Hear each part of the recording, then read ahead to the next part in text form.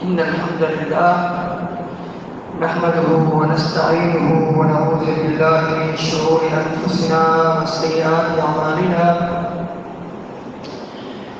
من يهده الله فلا مضل له ومن يضلل الله فلا هادي له أشهد أن لا إله إلا الله وحده لا شريك له وأشهد أن محمدا عبده ورسوله صلى الله عليه وسلم.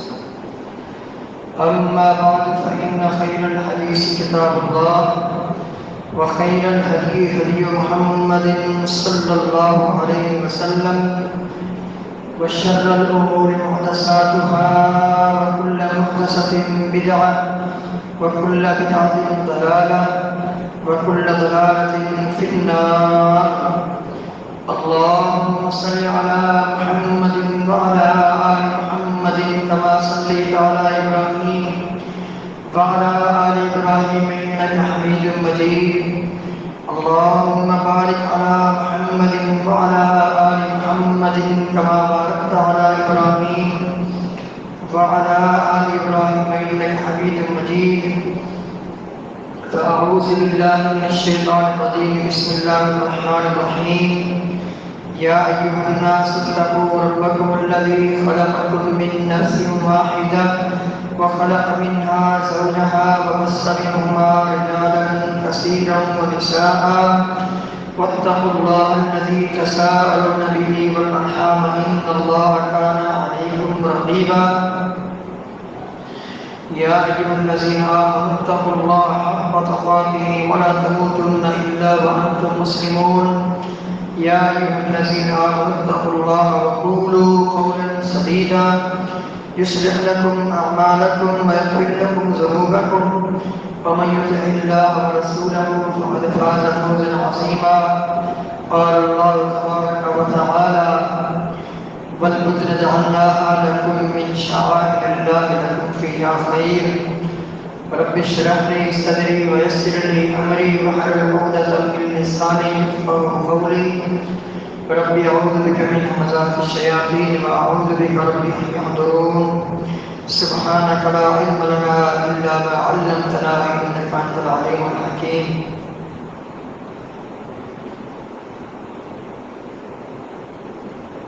قربانی کے دنوں کی آمد ہے. جن دنوں سے اس وقت ہم گزر رہے ہیں یہ دن سال بھر کے افضل بہتر اور بڑے دن ہیں.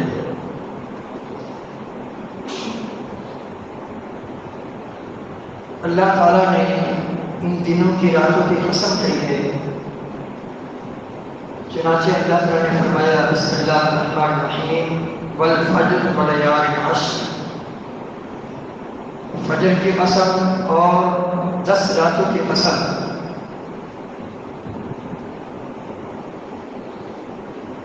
یہاں پر 10 راتوں سے مراد عشرۂ ذی الحج کی ابتدائی 10 راتیں ہیں. یہ دن اور یہ راتیں بڑی بابرکت ہیں.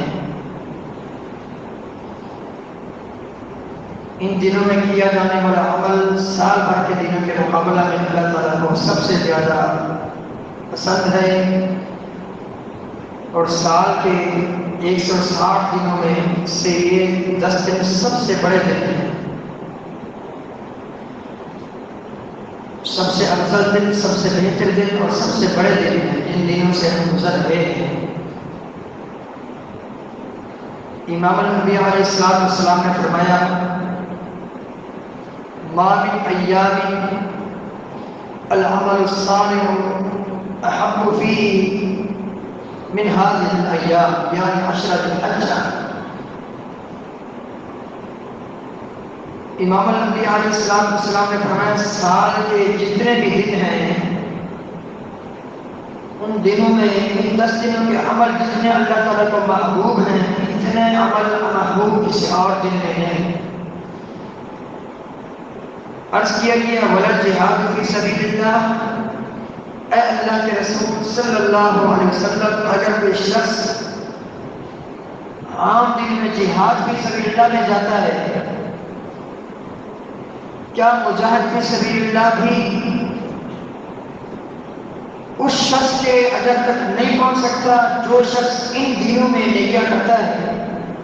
آپ نے فرمایا جی ہاں، مجاہد فی سبیل اللہ جو اللہ کے راستے میں نکلا ہوا ہے، جو اپنی جان کو قربان کرنے کی نیت سے اپنا ذاتی مال خرچ کر کے جو اللہ کے راستے میں نکلا ہوا ہے، وہ مجاہد بھی اس شخص کے، اس مومن متقی کے اجر تک نہیں پہنچ سکتا جو ان 10 دنوں میں عمل کرتا ہے، نوافل کا اہتمام کرتا ہے، قرآن پاک کی تلاوت کرتا ہے، ذکر و اذکار کرتا ہے، اس عشرہ کے ابتدائی 9 دنوں کے روزے رکھتا ہے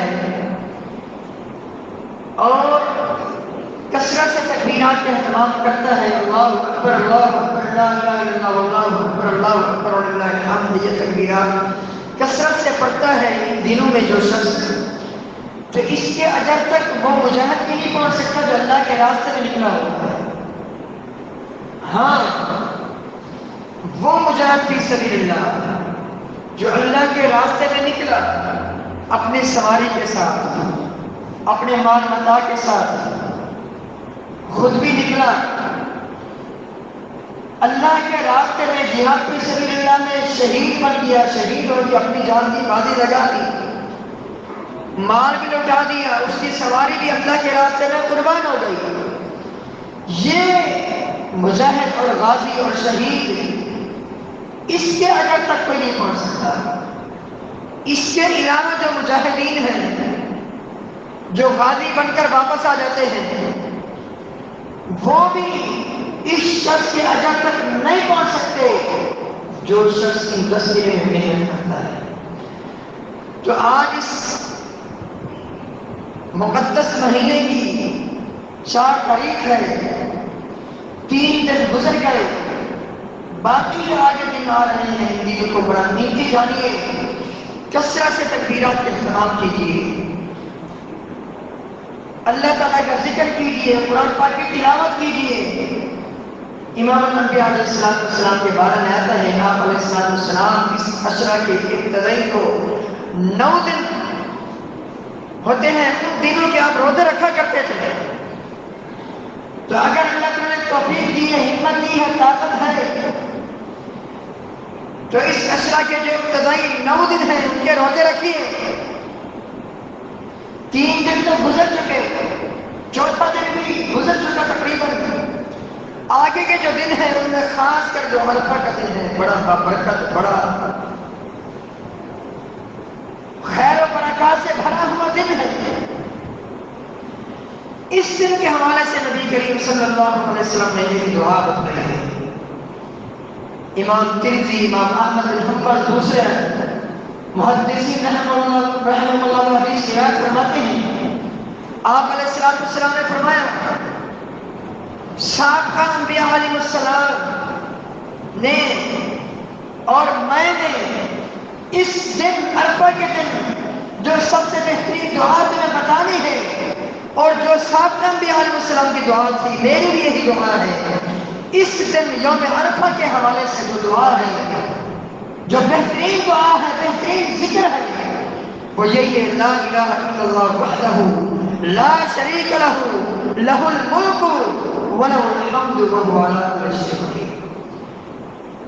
یہ دعا ہر وقت پڑھتے رہیے، یہ ذکر ہر وقت پڑھتے رہیے، خاص کر 9 ذی الحج کو یہ ذکر بار بار کیجیے، بار بار پڑھیے، یہ خاص اس دن کی دعا ہے، لا الہ الا اللہ وحدہ لا شریک لہ لہ الملک وَلَهُ الْحَمْدُ وَهُوَ عَلَىٰ كُلِّ شَيْءٍ قَدِيرٌ۔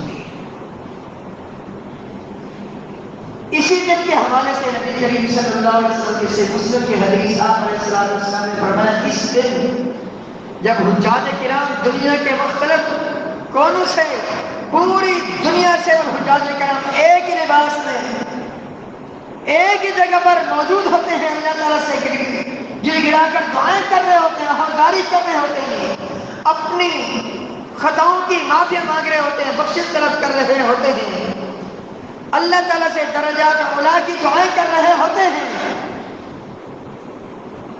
کونوں میں چھپ کر، تنہائیوں میں چھپ ڈھونڈنے کی کوشش کر کہ وہاں جا کر دعائیں کر رہے ہوتے ہیں۔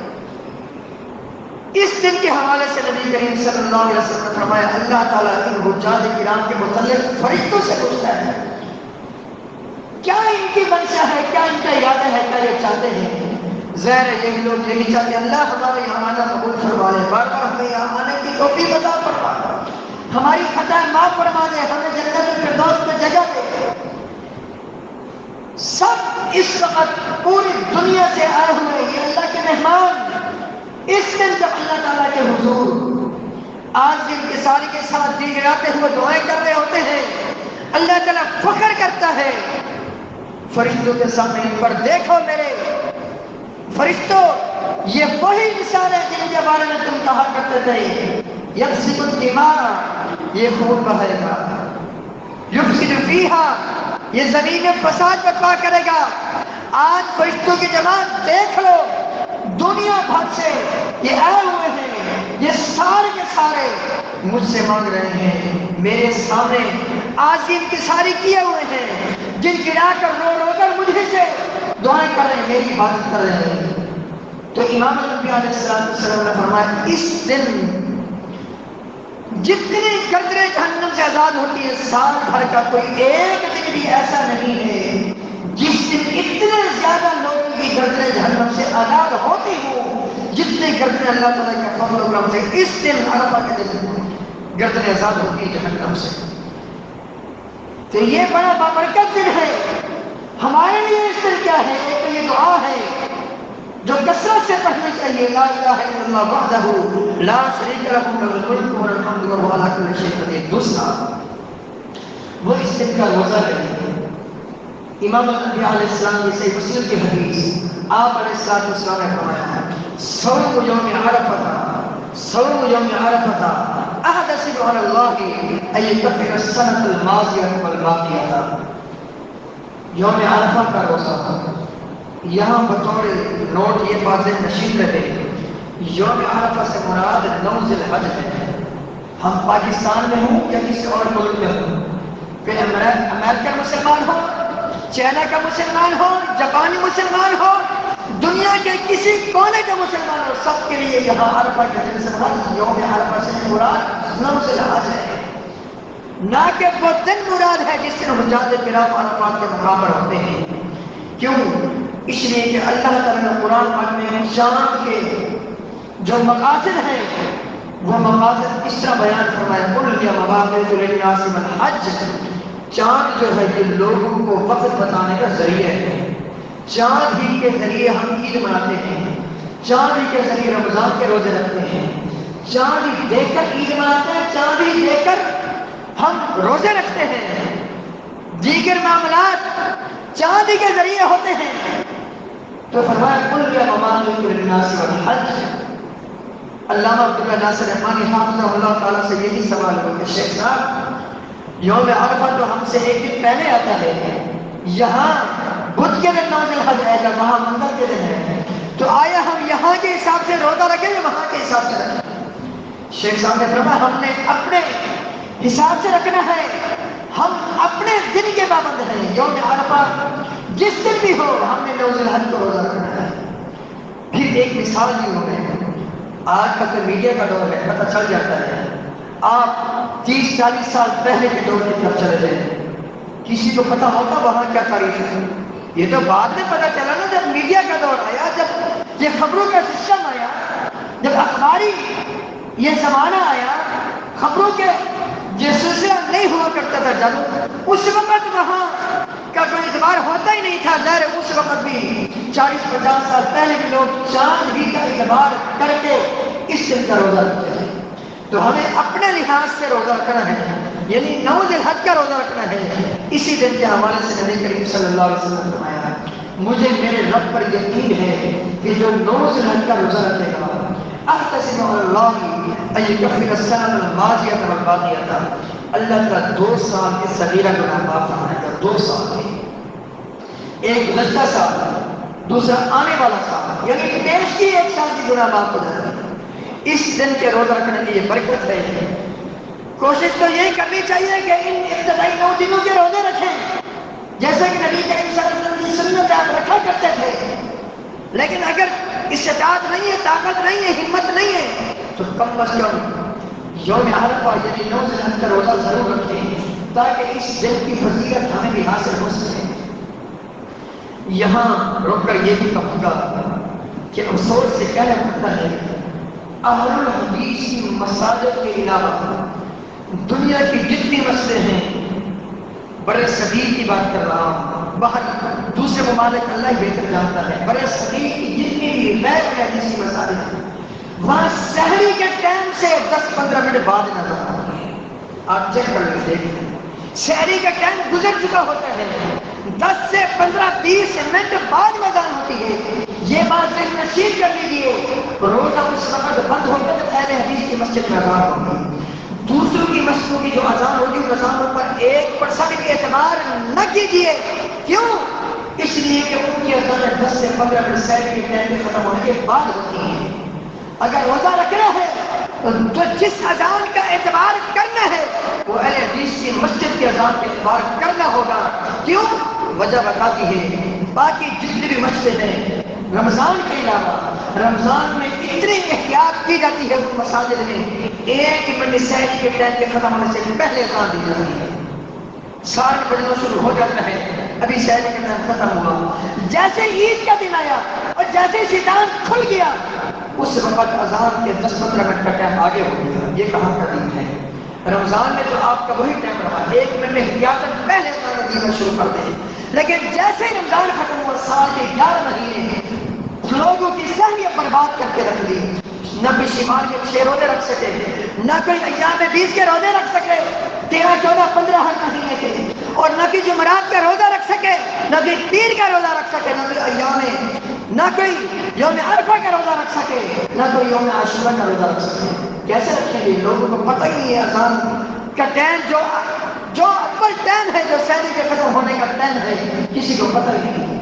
سوائے اہل حدیث کی مساجد کے دنیا کی جتنی مساجد ہیں غیر الحدیث کی مساجد، وہاں صبح کی اذان سحری کے ٹائم کے ختم ہونے کے 15-20 منٹ بعد ہوتی ہے، ان کی اذان پر اعتبار نہیں کیجیے ورنہ روزہ برباد ہو جائے گا، روزہ نہیں ہوگا۔ تو یہ تو ایک ضمن بات کی ہے۔ تو روزہ رکھنا ہے یوم عرفہ کا، 9 ذی الحجہ کا روزہ۔ اللہ تعالیٰ ہم سب کو توفیق دے، ہمت دے، یعنی بدھ کے دن کا روزہ رکھنا ہے۔ فضیلت کیا ہے تو سن لی، اس دن کا روزہ 2 سال کے گناہ اللہ تعالیٰ معاف فرما دے گا، صغیرہ گناہ، ایک گزشتہ سال، دوسرا آنے والا جو 25 سال ہے اس سال کے اللہ تعالیٰ گناہ معاف فرما دے گا۔ اس کے بعد اگلا دن ہے یوم النحر۔ اس دن جو سب سے پہلا کام مسلمانوں کو کرنا ہے وہ عید کی نماز پڑھنی ہے۔ عید کی نماز پڑھنی ہے۔ عید کی نماز کے لیے بہتر اور اولا اور افضل یہی ہے پیدل جائے اور پیدل آئے۔ یہ بات سنت سے ہے کہ بندہ اگر عید کی جہاں عید گاہ ہے عید کی نماز پڑھنی، اگر وہ جگہ دور نہیں ہے قریب ہے، وہاں پہنچنے میں 10-15 منٹ لگتے ہیں، بہتر ہے کہ پیدل جائیں اور پھر جاتے ہوئے جو راستے اختیار کریں آتے ہوئے دوسرا راستہ اختیار کریں۔ نبی کریم صلی اللہ علیہ وسلم جس راستے سے جایا کرتے تھے عید کی نماز پڑھنے، واپسی اس راستے سے دوسرے راستے سے آیا کرتے تھے۔ آتے جاتے ہوئے تکبیرات اہتمام کریں، اللہ اکبر اللہ اکبر لا الہ الا اللہ واللہ اکبر اللہ اکبر وللہ الحمد۔ اس سے سب سے پہلے جو کام کرنا ہے وہ عید کی نماز پڑھنی ہے، پھر قربانی کرنی ہے۔ یہاں ضمن یہ بات بھی ذہن نشین رہے، بہت ساری جگہ ایسی ہیں جہاں پہلے خطبہ دیا جاتا ہے پھر عید کی نماز پڑھی جاتی ہے، یہ بدعت ہے۔ نبی کریم صلی اللہ علیہ وسلم سے لے کر خلفائے راشدین کے دور تک امام الانبیاء علیہ السلام خود پوری زندگی ابوبکر صدیق رضی اللہ تعالیٰ عنہ، عمر بن خطاب رضی اللہ تعالیٰ عنہ یہ کیا کیا کرتے تھے؟ یصلون العیدین قبل الخطبہ، صحیح بخاری کا حدیث کے الفاظ عبداللہ بن عمر اس کے راوی ہیں کہ امام الانبیاء علیہ السلام سیدنا ابوبکر صدیق رضی اللہ تعالیٰ عنہ، عمر بن خطاب رضی اللہ تعالیٰ عنہ پہلے نماز پڑھا کرتے تھے پھر خطبہ دیا کرتے تھے۔ یہی سنت ہے اور یہ آپ کی وصیت ہے، کوشش کیجیے عید کی نماز وہاں پڑھیے جہاں سنت کے مطابق آپ کو عید کی نماز ہے۔ جتنے بھی جگہ پہلے خطبہ ہوتا ہے پھر عید کی نماز کی، وہ ساری کی ساری جگہ غیر مسنون طریقے سے نماز پڑھنے والے لوگ ہوتے ہیں، کیونکہ نص صریح ہے، بالکل واضح ہے، حدیث کلیئر ہے، متبادر درجے تک پہنچی ہے، کئی صحابہ حدیث کے راوی ہیں۔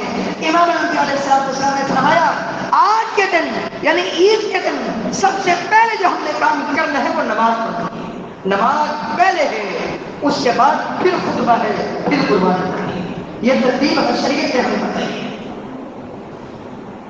عید کے دن نہ عید سے پہلے اذان ہوتی ہے، نہ عید سے پہلے تکبیرات کی آمد ہوتی ہے۔ عیدگاہ میں جا کر صرف اور صرف 2 رکعتیں پڑھنی ہے، وہاں جا کر کوئی اضافی کوئی اور نماز بھی نہیں پڑھنی۔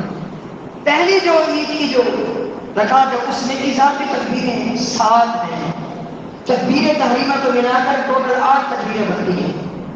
7 تکبیریں پہلی رکعت میں، اضافی جو تکبیریں ہیں، اور اس میں بھی بعض آثار مختلف احادیث کی کتاب میں موجود ہے کہ ہر تکبیر پر رفع الیدین بھی کرنا ہے۔ یہ چیز بھی ثابت ہے، ہر تکبیر میں رفع الیدین بھی کرنا ہے۔ اور پھر ضمن یہ بات بھی نصیب رہے، ثنا آپ تکبیر تحریمہ کے بعد بھی پڑھ سکتے ہیں، جو آخری تکبیر ہے۔ زوائد تکبیروں میں سے 7ویں اور پہلی تکبیر ملا لی جائے تو 8ویں تکبیر کے بعد بھی ثنا پڑھی جا سکتی ہے، یعنی سورۃ الفاتحہ سے پہلے ثنا پڑھنی ہے۔ وہ آپ کی مرضی تکبیر تحریمہ کے فوری بعد پڑھیں یا ان ذاتی تکبیروں کے بعد پڑھیں، یہ آپ کے اختیار ہے۔ پھر دوسری رکعت میں بھی تکبیرات اضافی پڑھنی ہوتی ہے، وہ 5 تکبیریں ہیں، بس اس کے علاوہ باقی عید کی نماز کا طریقہ ہوتی ہے جو عام نمازوں کا سوائے تکبیروں کی۔ اس کے بعد عید کی نماز پڑھا لیجیے، خطبہ ہو گیا۔ اب جو سب سے پہلا کام کرنا ہے وہ عید کی نماز پڑھ لینے کے بعد، خطبہ سن لینے کے بعد، وہ ہے قربانی۔ قربانی کے بارے میں یہ بات ذہن نشین رہے، قربانی صرف اور صرف اس سے قبول ہے نمبر 1 جس کا عقیدہ صحیح ہو، جس کا عقیدہ صحیح ہو، جو مشرک نہ ہو، جس کے جو رات دن شرک کرنے والا ہے، جس کا دامن شرک سے نپاک ہو چکا ہے، اس کی کوئی نیکی قابل قبول نہیں۔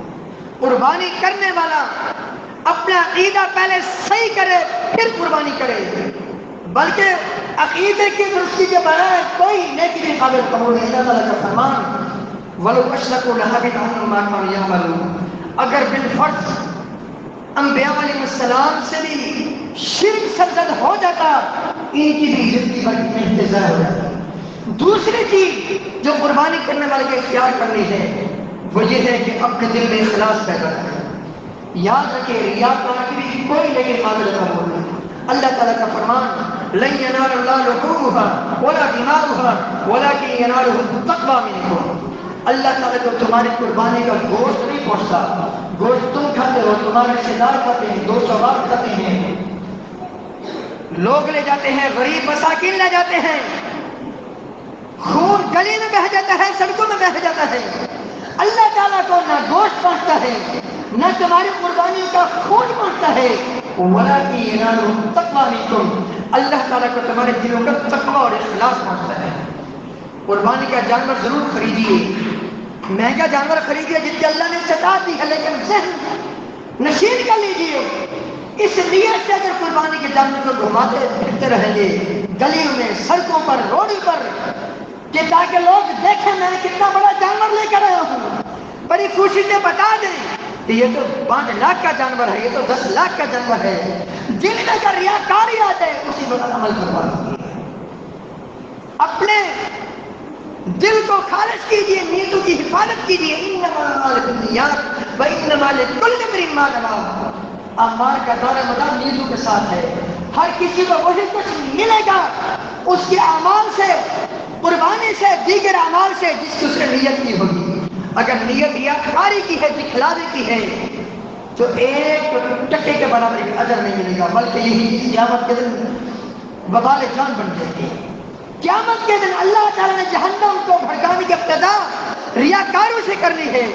قاری پڑھانے والا، پڑھنے والے پڑھانے والا ریاکار، عالم دین ریاکار، سخی ریاکار، اللہ کے راستے میں کٹنے والا ریاکار، جہنم کو جلانے کی ابتدا اللہ نے قیامت کے لیے فرعون سے، حامان سے، قارون سے، ابو جہل سے نہیں کرنی، جہنم کو جلانے کی ابتدا اللہ نے ریاکار سے کرنی۔ تو ریاکاری سے بہتر ہے آپ جانور لے ہی نہ، قربانی کرے ہی نہ، تاکہ ریاکاری کی جو وعید ہے اس سے بچ سکے۔ اگر اخلاص ہے تو تب قربانی کرے۔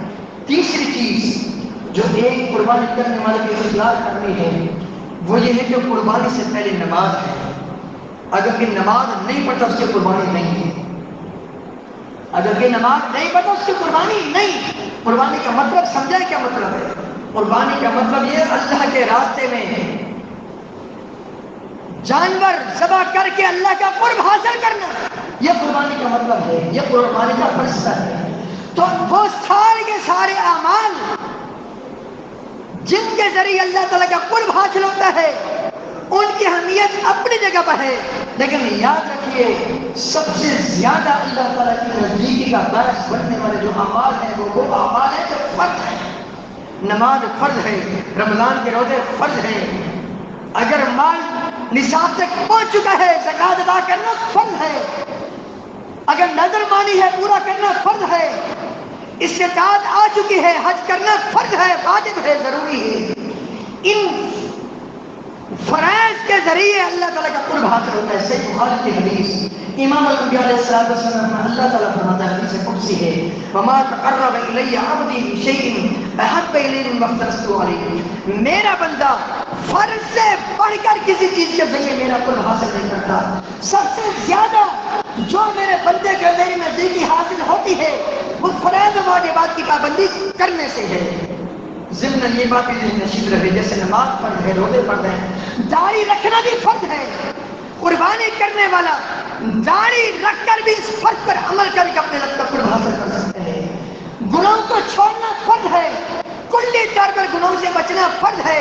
ایک قربانی کرنے والا اپنے دامن کو کلی طور پر گناہوں سے بچا کر اس فرض پر عمل کر کے اپنے رب کا قرب حاصل آسانی سے کر سکتا ہے۔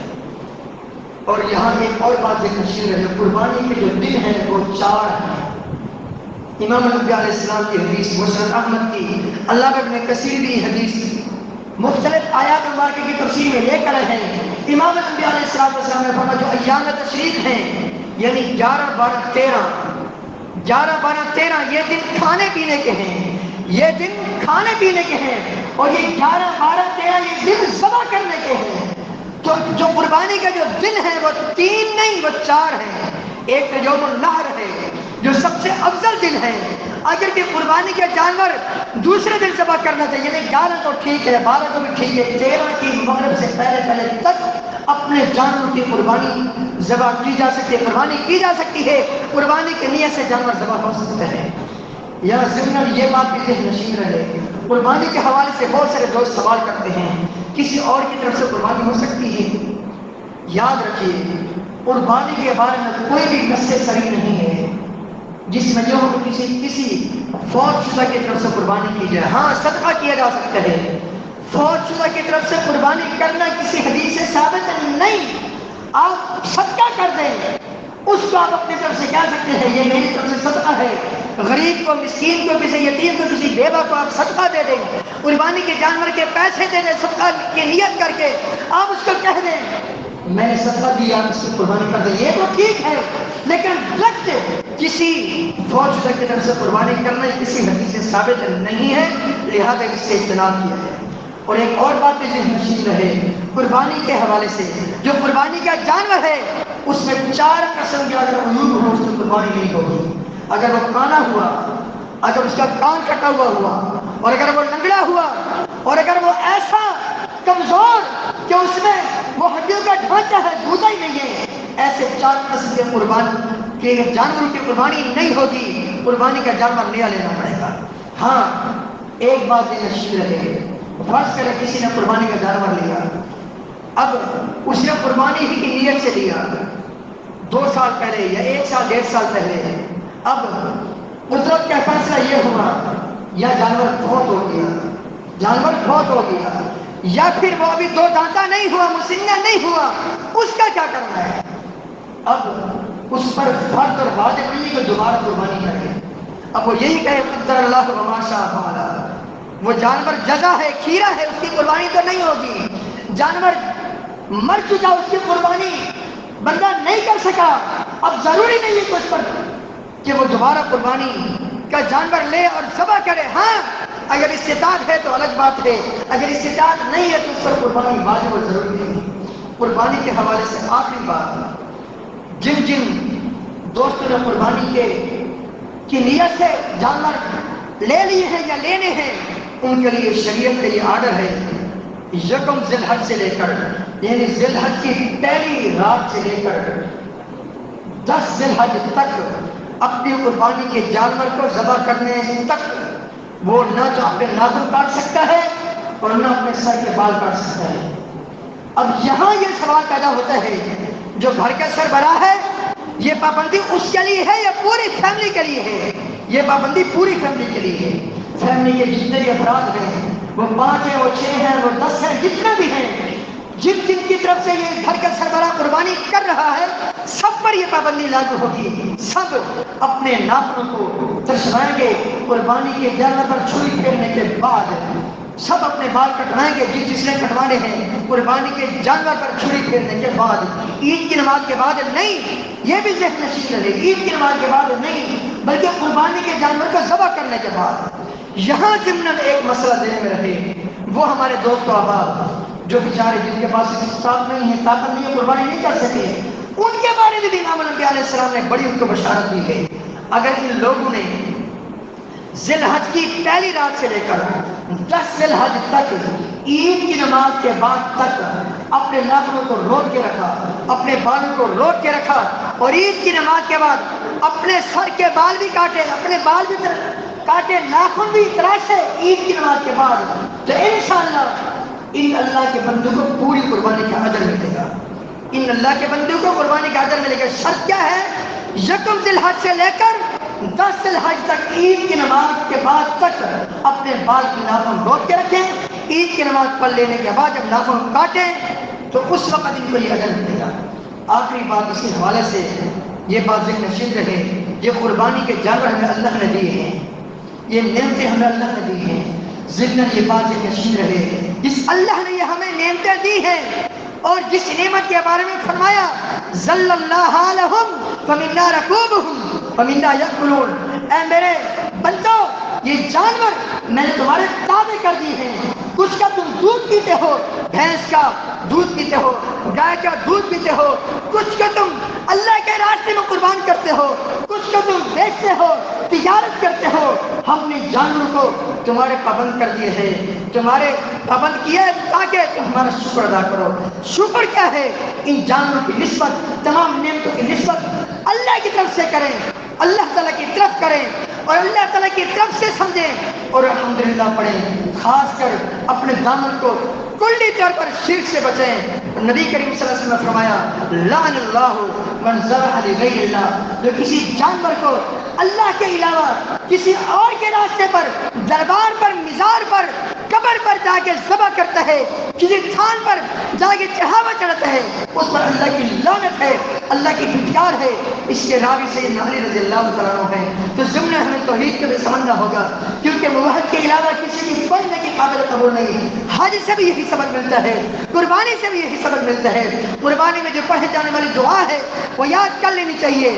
وجہت وجہی للذی فطر السماوات حنیفا وما انا من المشرکین ان صلاتی ونسکی ومحیای ومماتی للہ رب العالمین لا شریک لہ وبذلک امرت وانا من المسلمین اللہم منک ولک عن فلان. یہ قربانی کی دعا ہے، یہ ہمیں یاد کرنی چاہیے. اس دعا میں عقیدت توحید کا درس دیا گیا، سبق دیا گیا. قربانی ہو، نماز ہو، حج ہو، تمام کے تمام اعمال سے جو اہم ترین سبق ملتا ہے وہ یہی ہے کہ پوری زندگی اللہ تعالیٰ کے توحید پر قائم رہے. اللہ تعالیٰ سے دعا ہے جو کو سنت سنایا اس کے مطابق ہم سب کو اپنی اصلاح کرنے کی توفیق عطا فرمائے. استغفر اللہ لی ولکم ولسائر المسلمین.